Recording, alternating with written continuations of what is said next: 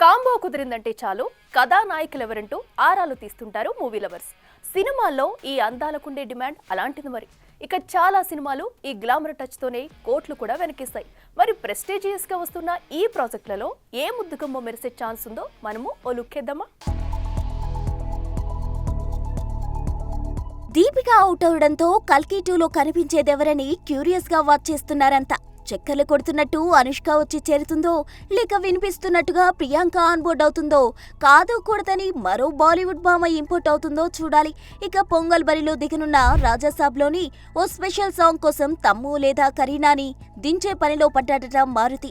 ఇక ఇదే ప్రభాస్ ప్రశాంత్ వర్మల కాంబోలో వస్తున్న క్రేజీ ప్రాజెక్ట్ లో భాగ్యశ్రీ బోర్సే మెరోనుందని టాక్. ఇక ప్యారడైజ్ ని పరుగులు పెట్టిస్తున్న నాని ఇందులో మొదటగా బాలీవుడ్ బ్యూటీని కాస్ట్ చేద్దామనుకున్నా చివరకు return of the dragon fame Kayadu Lohar ను కన్ఫర్మ్ చేశాడట.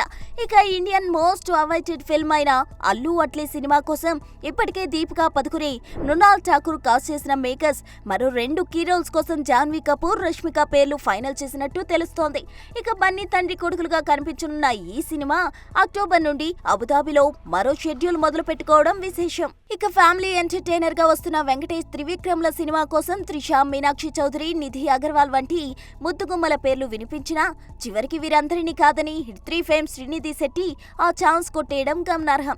ఇక తారక్ నీల్ కాంబోలో వస్తున్న పీరియాడిక్ యాక్షన్ ఎంటర్టైనర్ కోసం రుక్మిణి వసంత్ ఫైనల్ అయిన సంగతి తెలిసిందే.